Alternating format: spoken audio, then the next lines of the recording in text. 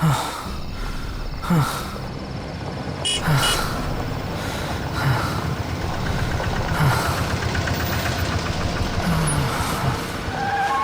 हुआ भाई? अरे क्या हुआ? कोई मदद चाहिए क्या? यार मेरी गाड़ी खराब हो गई है और मुझे ये बॉक्स कहीं पहुंचाना है।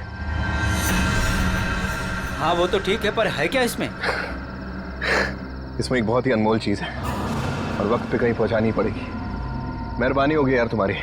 हाँ हाँ चलो बॉक्स रखो। थोड़ा हाथ लगवाओ। हाँ हाँ। अरे बड़ा भारी है भैया।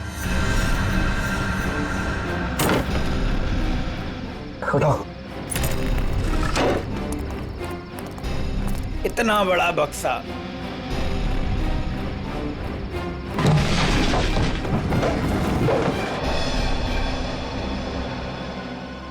ये एड्रेस है, इस बक्से को इस जगह छोड़ देना। क्या मतलब है? आप नहीं आ रहे हो?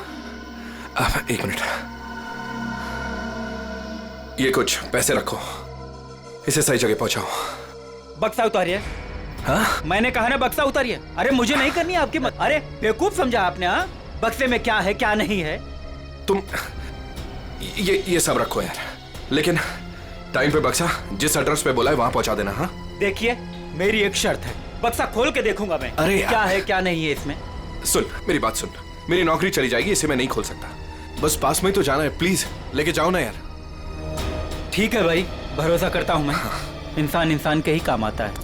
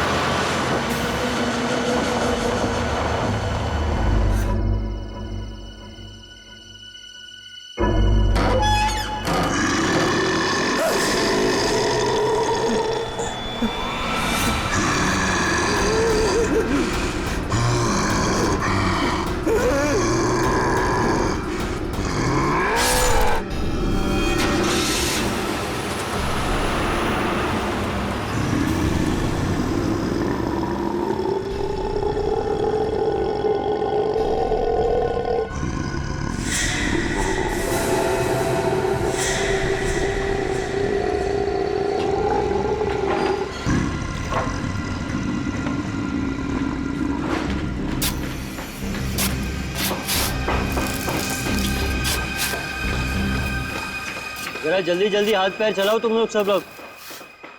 15 दिन में ये बिल्डिंग पूरी करके देनी है हमें, वक्त नहीं है हमारे पास। और सोनू तू इतना सुस्त क्यों है? खाना वाना नहीं खाता क्या? चल जल्दी काम कर। कौन है वहां पे? मैंने पूछा कौन है वहां पे? अभी तो बिल्डिंग का काम भी खत्म नहीं हुआ है और अभी से बिल्डिंग टूटने लगी। सोनू जरा देख तो।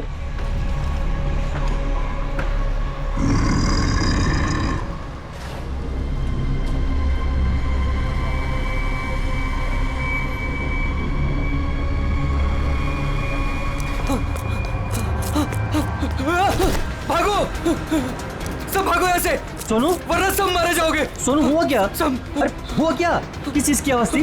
और ये चेहरे पर निशान कैसा है? पट्टियों वाला मुर्दा। मुर्दा? मुर्दा उर्दा कुछ नहीं होता है, ये जरूर कोई चोर और घुसाया होगा। एक काम करो, सब लोग मेरे साथ चलो, चलिए मेरे साथ।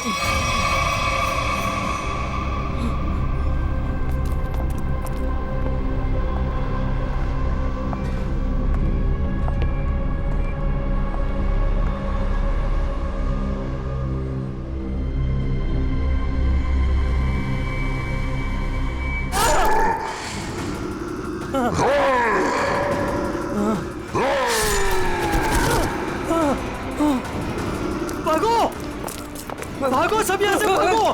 पट्टियों वाला मुर्दा, भागो।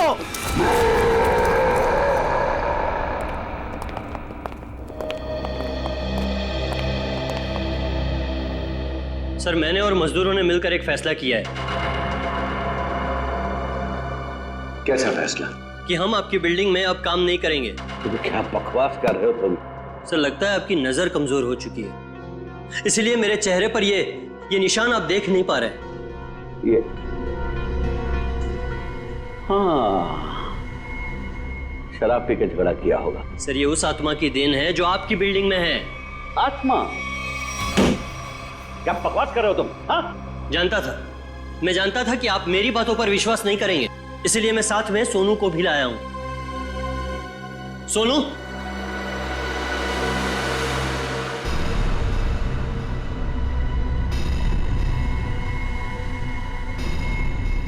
देखिए सर, बेचारा इतना घबरा गया है कि कुछ बोल नहीं पा रहा है।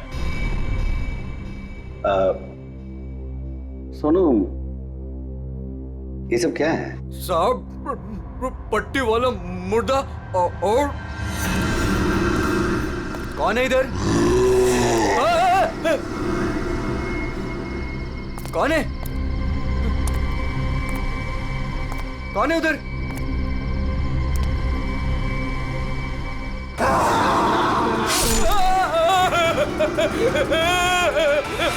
मुझे लगता है कि तुम सब लोग काम कम और नशा ज्यादा करते हो, तभी ऐसी बहकी बहकी बातें कर रहे हो। सर, अगर हमारी बातों पर यकीन ना हो तो कोई दूसरे मजदूर रख के क्यों नहीं देख लेते? जब वो अपनी आप बीती सुनाएंगे तब तो आपको विश्वास हो जाएगा ना। बिल्कुल रख लूंगा। इस शहर में मजदूरों की कोई कमी नहीं है। इस शहर में काम की भी कोई कमी नहीं है।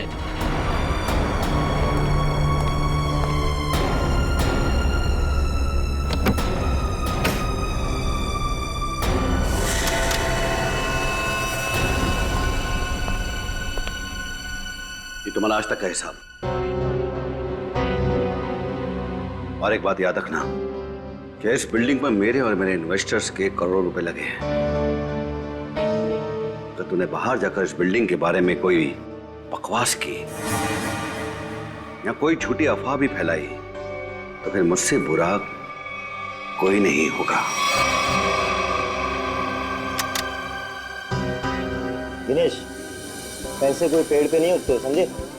हाँ, और हम तुम्हारे फाइनेंसर हैं, कोई एटीएम मशीन नहीं कि जब दिल में चाहा कार्ड डाला और पैसे ले लिए। देखिए, आप लोग बेवजह भड़क रहे हैं। बेवजह?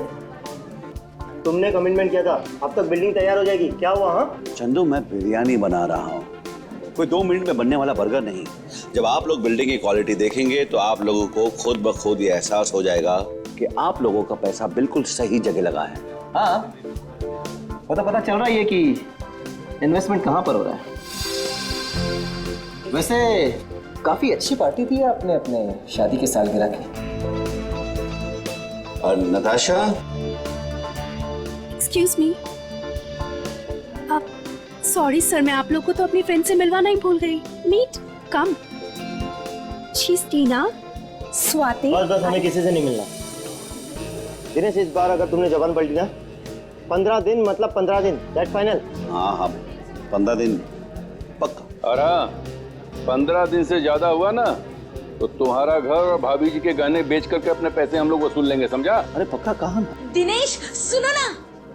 एक्सक्यूज मी, आपकी भाभी बुला रही है, मन से। एक्सक्यूज मी, जल्दी आइए ना। क्या है? दिनेश देखिए ना, मार्केट में नया हार आया है, आप कभी लेकर देंगे मुझे ये? बस हार और गहने, इन चीजों के अलावा तुम्हारे लिए और कोई चीजें इंपॉर्टेंट है ही नहीं। पति जिए या मरे तुम्हें कोई फर्क नहीं पड़ता। मन तो करता है कि तुम्हारा गला दबा दूं। क्या बात है पापा, आप मम्मी पर इस तरह से क्यों चीख रहे हैं? मैंने सिर्फ सालगिरह का तोहफा मांगा था और ये ऐसे कर रहे थे मुझ पर। आशा, ये जो तुम्हारे ठाट बाट और ऐशो आराम है ना, वो केवल इसीलिए है क्योंकि तुम्हारा ये पति दिन रात गधे की तरह काम करता है। पापा, अगर आपके पास इतना ही पैसा है ना तो थोड़ा हम पर भी खर्च कर दो प्लीज। पहले तो आपने फ्लैट देने के लिए भी मना कर दिया, और अब जब मम्मी ने आपसे एक छोटा सा हार मांगा तो उसमें भी आपको दिक्कत है। तुम दोनों नालायक बच्चों को तो मैं कुछ दूंगा नहीं, और तुम लोग मेरे घर में रहते हो, इसी बात से खुश रहो।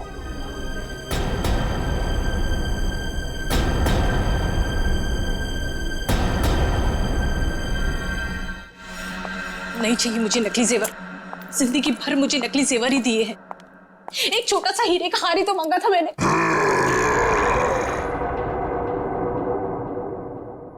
कौन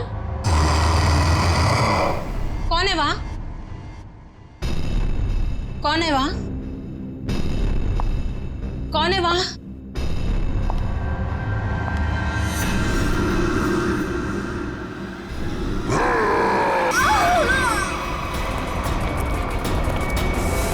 आशा, आशा, आशा, आशा, क्या मम्मी? आशा, क्या हुआ मम्मी को? ये तो मर गई।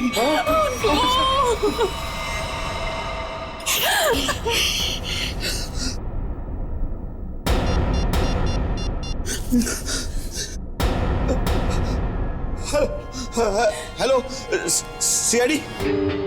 सर, खून के निशान कॉरिडोर में यहाँ तक आए हैं और आशा जी की चप्पल। अपने आप को बचाने में बहुत स्ट्रगल किया होगा इन्होंने, पर खून ही ज्यादा ताकतवर निकला। Excuse me, excuse me. एक सेकंड, एक सेकंड।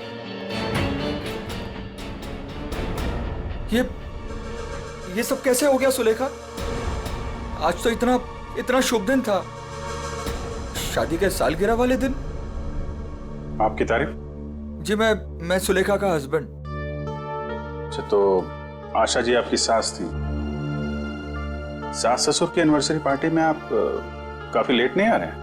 वो बिजनेस मीटिंग में फंस गया था, इसलिए लेट हो गया। बस अभी पहुंचा हूं। ठीक है, इधर आ जाइए आप। दिनेश जी, आपको किसी पे शक है? कौन कर सकता है ऐसा काम? सर, मेरी वाइफ की किसी से कोई दुश्मनी नहीं थी। सर, मैं यही कह रहा हूँ कि दिनेश ने खुद ही अपनी बीवी का खून करवाया है। सर, हमने इसका झगड़ा सुना था। ये अपनी बीवी से कह रहा था कि मैं तुम्हारा गला दबा दूंगा। पति जिए या मरे, तुम्हें कोई फर्क नहीं पड़ता। मन तो करता है कि तुम्हारा गला दबा दूं। तो बकवास कर रहे लोग।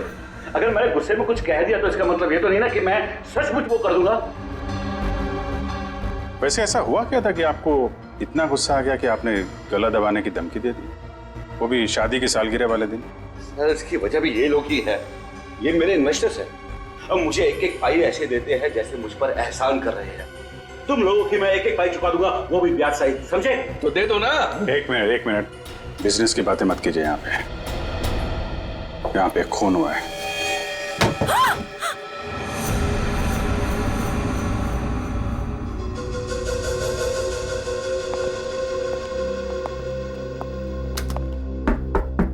कौन है अंदर? दरवाजा खोलो।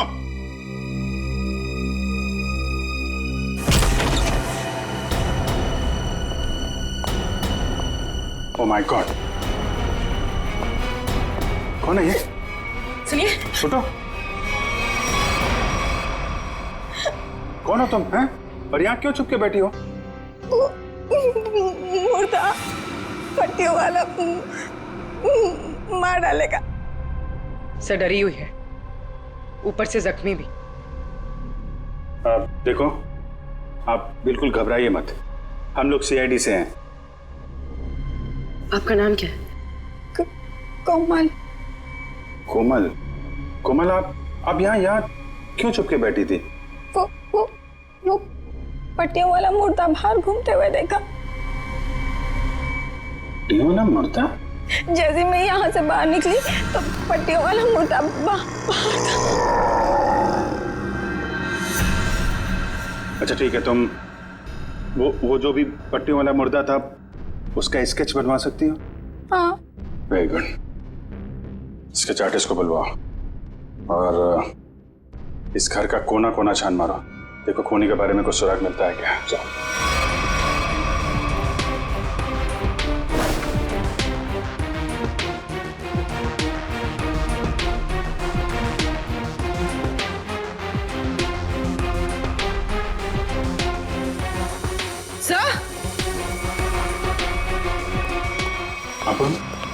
सर, ये पट्टी मिली है।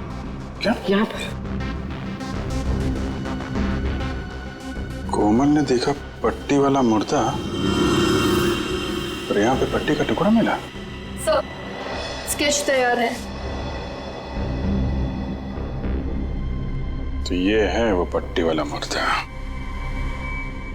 इस मुर्दे का और इस पट्टी का क्या राज है, जल्द से जल्द पता लगाना होगा। सर वो आदमी गले का हार छीनने के लिए आया था, ऐसा लगता नहीं? बड़ा अजीब तरीका ढूंढा खून करने का यार। हाँ जयवंती, डॉक्टर साहब को जरा स्केच दिखाओ। ये मम्मी की ड्रेस है। मम्मी मतलब माँ? मम्मी नहीं फ्रेडी, मम्मी। हजारों साल पहले जब इजिप्ट में राजा महाराजा मर जाते थे तो उनकी बॉडी को एम्बाम कर दिया जाता था। अलग अलग तरीके की सीक्रेट्स, दवाइयां, मरहम, बाम वगैरह लगा दिया जाता था उनकी बॉडी पर और बाद में इन पट्टियों से उसे ढक दिया जाता था। इससे मम्मी सड़ती नहीं थी। मर गए मतलब हजारों साल पुरानी लाश यहाँ पे आ गई और एक के बाद एक खून कर रही है। तो शायद अगला खून तुम्हारा होगा। मेरा हो गया? अब चुपचाप खड़े रहो और एक बात ध्यान में रखो, मम्मी कभी सड़ती नहीं है और ना मम्मी कभी जिंदा होती है। अच्छा सर, ये जो पट्टी का टुकड़ा हमारे हाथ लगा है, कहीं ऐसा तो नहीं कि ये खूनी के साथ हाथापाई के दौरान आशा जी के हाथ आ गया? नहीं, ऐसे नहीं हुआ। तारिका जी आप ठीक है वहां पे? नहीं। फिर एक सीआईडी ऑफिसर बोल रहा है कि इनके हाथों में पट्टी आई थी, मतलब आई थी। सीआईडी ऑफिसर आसमान से उतरता है क्या? उससे गलती नहीं हो सकती। ये पट्टी का टुकड़ा जो आप लोग लेकर के आए हैं, ये हाथापाई में नहीं फटा है। अगर हाथापाई में फटता तो सीधा नहीं फटता, टेढ़ा मेढ़ा फटता, समझे? और ये टुकड़ा कोई मामूली टुकड़ा नहीं है। 1500 साल पुराना है ये टुकड़ा। 1500 साल? 1500 साल? 1500 साल? जी, किसी ने मम्मी की पट्टियां खरीद ली हैं। कहां से सालूम के साहब? ये इजिप्ट से? अरे यार, लोग पुरानी मम्मियां खोद खोद के निकाल रहे हैं और चोरी छिपे बाजार में बेच रहे हैं। ऐसी एक मम्मी शायद इंडिया में आ गई। बाप रे। लेकिन सर ये खूनी मम्मी बना क्यों होगा? ये खून उस खूनी मम्मी ने ही किया है और वो पट्टी का टुकड़ा जानबूझकर छोड़ गया है हमारे लिए सबूत।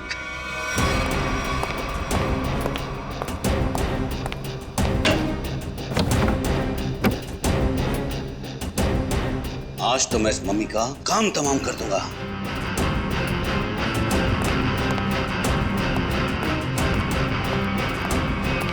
सर ये सोनू है, दिनेश की बिल्डिंग में काम करता है। अच्छा सोनू साहब, कोई पैसा वैसा नहीं था दिनेश साहब के पास, कंगाल थे वो। एक मिनट, कंगाल थे वो, कोई पैसा वैसा नहीं था दिनेश साहब के पास, क्या मतलब क्या है? नहीं साहब, वो तो सर से लेकर पांव तक कर्जे में डूबे हुए थे और उस बिल्डिंग की वजह से। और जब से उस पट्टी वाले मुर्दे ने हम लोगों पे हमला किया है, उस बिल्डिंग का काम भी बंद पड़ा हुआ है। पट्टी वाले खूनी ने तुम पर हमला किया? तुम पर? सर कहीं ये वही तो नहीं जिसने आशा जी का भी खून किया? हो सकता है, बिल्कुल हो सकता है। वैसे वो पट्टी वाला खूनी दिखता कैसे है? सर पट्टियों में लिपटा हुआ, एकदम सड़ा सा मुंह, चेहरे पे खून लगा हुआ था जैसे उसको कोई चोट लगी हो। मतलब उसकी सर आवाज भी बहुत अजीब सी थी, उसकी सर आवाज भी।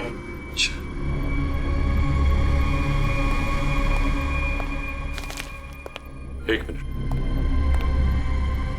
क्या वो ऐसा दिखता था? हाँ साहब, ये तो था वो। चलो ठीक है, तुम जा सकते हो। अगर जरूरत पड़ी तो हम तुम्हें फिर से बुला लेंगे। सर ये जो कोई भी आशा जी का खून करने के लिए आया था, या तो पहले से मम्मी बन के आया था या फिर पार्टी में आने के बाद उसने अपना हुलिया बदला है। सर काम करते हैं, पार्टी का फुटेज देखते हैं।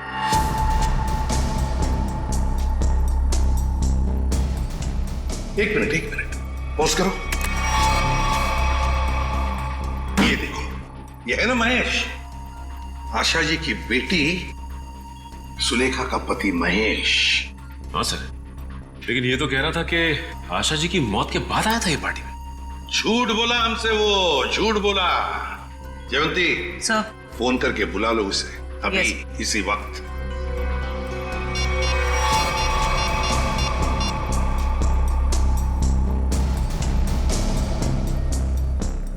सर फोन नहीं उठा रहा है। महेश फोन नहीं उठा रहा है, उसकी आधी कारस्तानी तो इसी से समझती है। रेडी, मोबाइल फोन रिकॉर्ड्स निकालो उसके।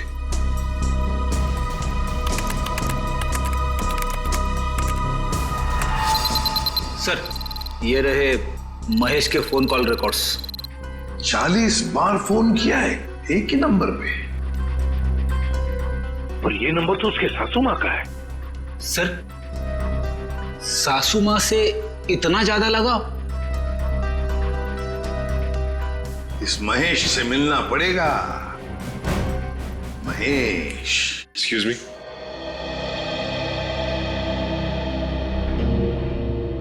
क्या महेश घर पे है इस वक्त? नहीं सर, महेश जी तो अभी घर पे नहीं है। लेकिन प्रॉब्लम क्या है सर? देखिए, महेश ने हम सबसे झूठ बोला। जब आपकी मां का खून हुआ उससे पहले ही महेश वहां मौजूद था।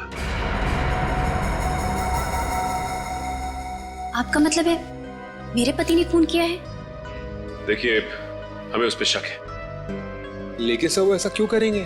पैसों के लिए, पैसों के लिए किया होगा उसने। सब पैसों के लिए? लेकिन सारा पैसा तो डैडी के पास है, उन्होंने आज तक माँ को कभी कुछ नहीं दिया। तो फिर महेश जीजू क्यों हत्या करेंगे मेरी मॉम की? अब ये सब कुछ तो हमें महेश ही बताएगा। लेकिन हाँ, अगर महेश आपसे कांटेक्ट करता है तो हमें खबर कीजिए। तो फ्रेडी, इस महेश का मोबाइल ट्रैक करो, सब पता चल जाएगा।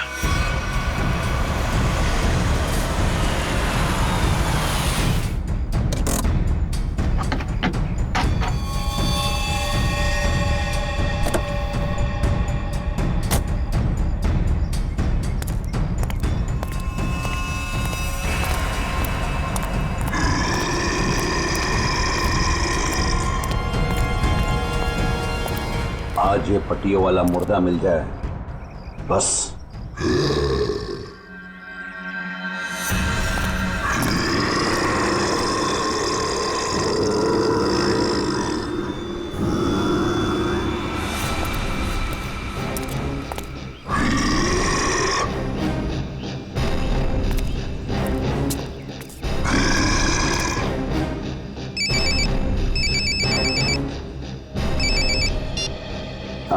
हेलो, हाँ हाँ जीतू भाई, हाँ आपके लिए खुशखबरी है। हाँ जी, बिल्डिंग का काम बहुत जल्द शुरू होने वाला है। कोई मजदूर वहाँ काम करने को तैयार नहीं है। क्या तुम वहाँ का सारा काम खुद करोगे? नहीं जीतू भाई, मैं उस वजह को ही खत्म कर दूंगा जिसके कारण सारे मजदूर डरे हुए हैं। आज उस पट्टी वाले मुद्दे का दी एंड है। मैं आपको बाद में फोन करता हूँ।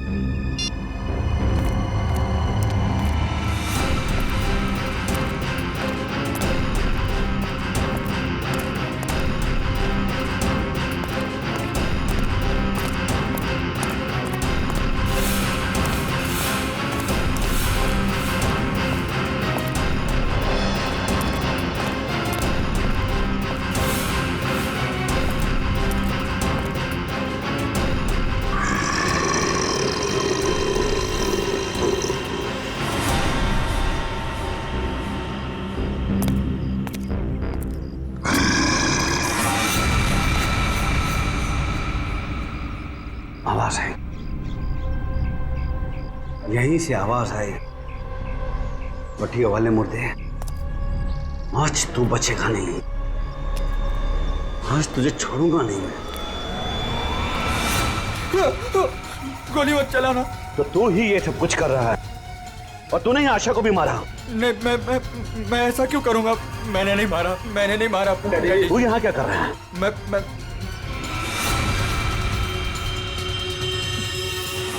डैडी, वो आपके पीछे है। ना ना ना महेश, मैं तेरी किसी भी चाल में आने वाला नहीं। मैं सच कह रहा हूँ, वो पट्टी वाला मुर्दा आपके पीछे ही है।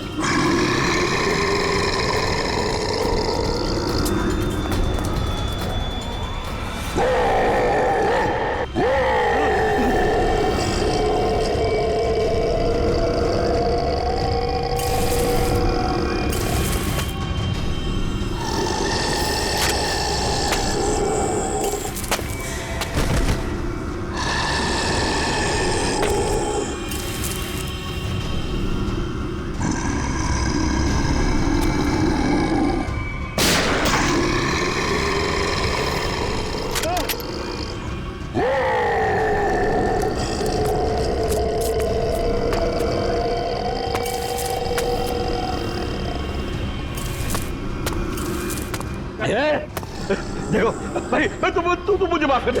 तू मुझे क्यों मेरे पीछे मेरे पीछे पीछे पीछे कुछ भी नहीं है। देखो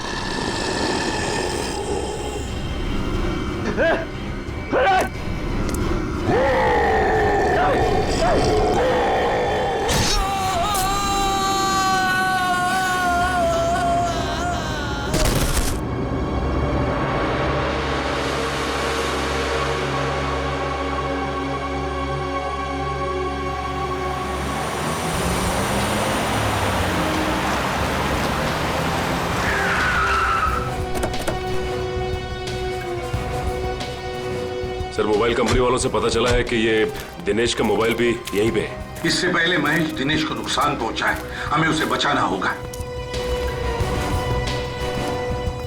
अरे सर, दिनेश। चलो देखते हैं।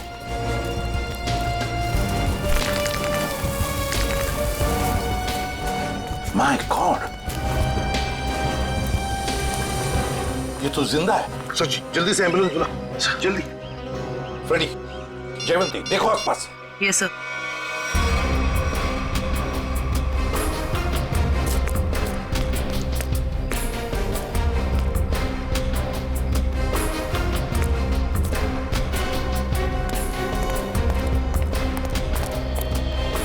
महेश सर। हाँ फ्रेडी, क्या हुआ? सर, महेश बेहोश है। महेश, महेश। सर, हाँ, ये गन पड़ी हुई थी यहाँ पे। सर, हम तो सोच रहे थे कि इन सब के पीछे ये महेश है, लेकिन ये तो खुद ही बेहोश पड़ा है। हाँ, ये तो महेश के होश आने के बाद ही पता चलेगा कि ये सब किसका किया कराया है।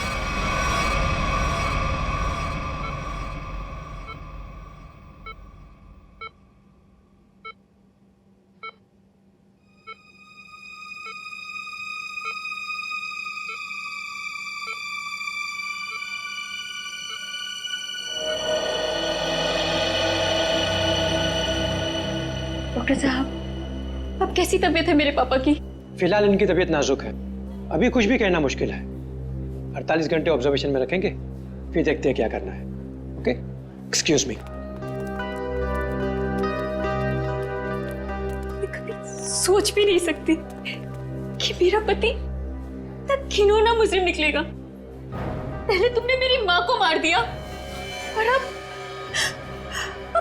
मेरे पापा पे तुमने हमला किया। ये तुम क्या कह रहे हो सुलेखा? देखो, मैंने ऐसा कुछ भी नहीं किया है। मैं निर्दोष हूँ, बेकसूर हूँ। मैं हर मुजरिम यही कहता है कि उसने कुछ नहीं किया, वो निरपराध है। लेकिन सारे सबूत उसी आदमी की तरफ उंगली उठाकर कह रहे हैं कि ये इस आदमी ने किया है, और वो आदमी है तुम। लेकिन सर, आपके पास ऐसा कौन सा सबूत है जो ये साबित करता है कि खून मैंने किया है? एक हो तो बताए। सबसे पहले तो तुमने हमसे झूठ बोला कि तुम पार्टी में देर से गए, लेकिन सीसीटीवी फुटेज साफ साफ दिखा रही है कि तुम पार्टी में पहले ही मौजूद थे, आशा जी की मौत से पहले। सबूत नंबर 2, 3 दिनों में 40 फोन किए तुमने आशा जी को, जबकि तुम उन्हीं के घर में रहते थे। इतने सारे फोन कॉल करने की वजह? और जिस वक्त क्राइम सीन पर दिनेश जी मिले, उस वक्त सिर्फ एक ही आदमी मौजूद था, वो तुम थे। मैं डर गया था सर, डर गया था। दरअसल बात यह है सर कि मैं नया बिजनेस चालू करना चाहता हूँ, और जिसके लिए मुझे पैसों की जरूरत थी, और मैं चाहता था कि वो पैसे मुझे सासू माँ जी दे दे। बस सर, इसीलिए मैं उन्हें बार बार कॉल कर रहा था, और कोई वजह नहीं है सर। तो इनके कहने का मतलब है कि ये पार्टी में पैसे मांगने के लिए गए थे आशा जी से, है ना? हाँ सर, उस दिन मैंने देखा कि ये लोग बिजनेस के लिए मुझे पैसा नहीं दे रहे, और सासू माँ को लाखों करोड़ों के गहने दिए जा रहे। और तुमने गुस्से में आकर मार डाला आशा जी को? नहीं नहीं, मैंने उन्हें नहीं मारा। मैंने कहा ना, मैं उनसे पार्टी में बात करने गया था, पर मेरे बात करने से पहले ही उनका मर्डर हो चुका था। नहीं नहीं नहीं नहीं महेश जी, कौन विश्वास करेगा तुम्हारी इन बातों पर? है? पहले तुमने आशा जी को मारा, फिर दिनेश जी के पीछे पड़े, और वो भी कहां पर? अंडर कंस्ट्रक्शन बिल्डिंग में। वाह!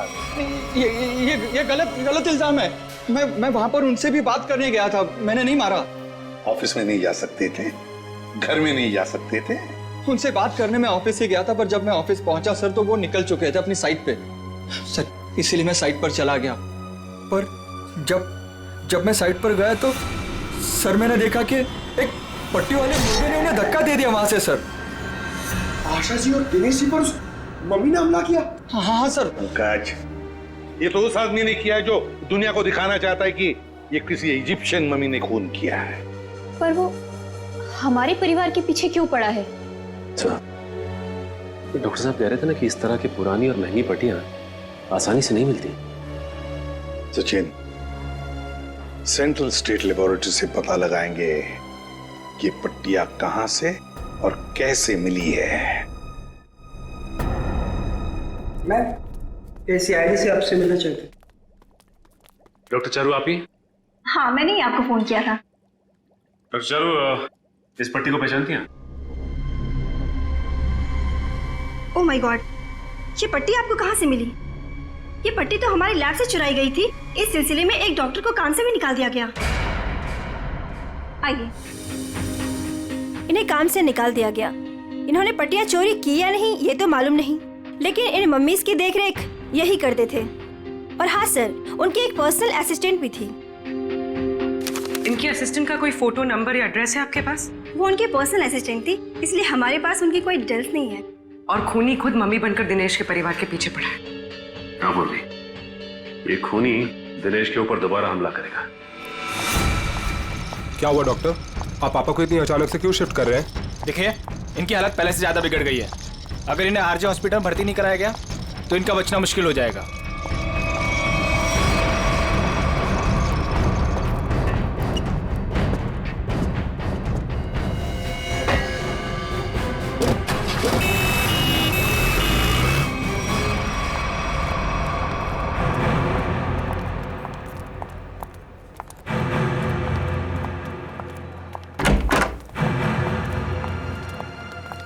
दिनेश जी तो कहीं दिखाई नहीं दे रहे यहाँ पे। वही तो, चलो देखते।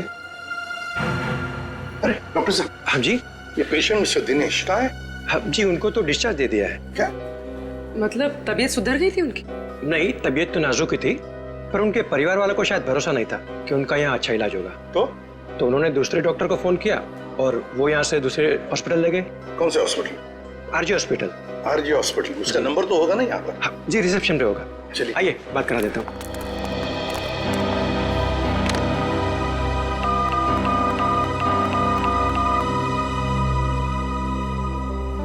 Hello, RJ hospital. देखिए, मैं एसीपी प्रद्युमन बोल रहा हूँ, CID से। आपके हॉस्पिटल में अभी अभी एक पेशेंट एडमिट हुआ है। दिनेश नाम है उनका। नहीं हुआ है?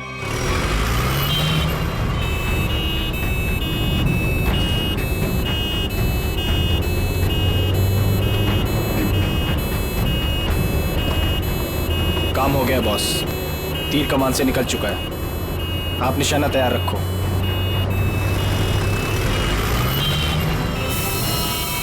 अरे धुआं? धुआं कहाँ से आ रहा है? अरे गाड़ी रोको, गाड़ी रोको, गाड़ी रोको।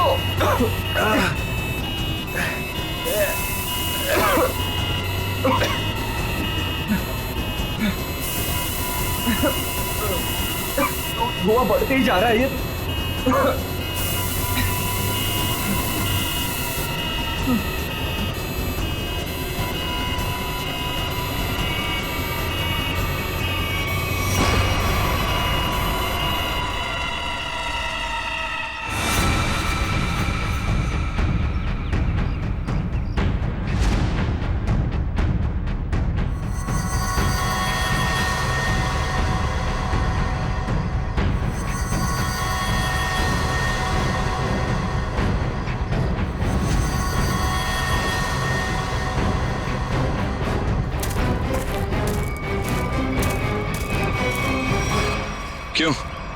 अब तुम्हारे जीवन का मकसद पूरा हो गया? हाँ, पिछले 10 साल से मैं इसी दिन के तो सपने देखती आई हूँ। और देखो, आज मेरा सपना पूरा हो गया। नहीं नहीं, सीआईडी के रहते अपराधियों के सपने कभी पूरे नहीं होते। सीआईडी? क्यों डॉक्टर ज्ञान? पेशा डॉक्टर का और काम एक अपराधी का। अबे देख क्या रहे हो? उड़ाओ इन सीआईडी वालों को।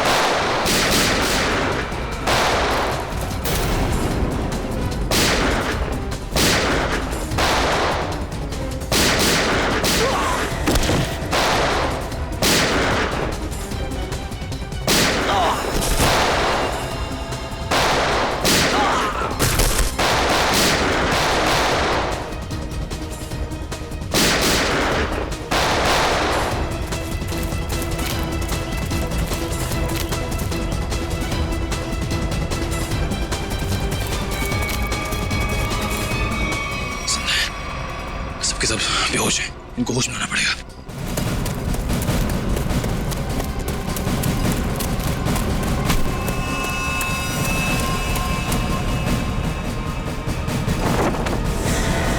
तुम जिंदा लोगों को मम्मीफाई करी थी ना? मैं तुम्हें सिखाती हूँ मम्मीफिकेशन किसे कहते हैं। अपराधियों को मम्मीज बनाने का काम हम करते हैं। मैं दिनेश की सेक्रेटरी सिर्फ इसलिए बनी ताकि इससे अपने भाई के मौत का बदला ले सकूं, और इसलिए मैंने मम्मी बनकर इसकी बिल्डिंग में काम करने वाले लोगों पर हमला किया ताकि मम्मी की अफवाह फैल जाए। तुम कुणाल की बहन हो? नाम मत लो अपनी गंदी जबान से मेरे भाई का। एक वक्त था जब वो तुम्हारा सबसे करीबी दोस्त था, और तुमने क्या किया? दोनों साथ गए थे ना विदेश पैसा कमाने के लिए। सर, इसको सहयोग से एक मम्मी मिली, और मेरा भाई चाहता था कि वो ये मम्मी वहां की देश की सरकार को सौंप दे, लेकिन ये दिनेश उसे ग्रे मार्केट में बेचना चाहता था। सर ऐसा सर।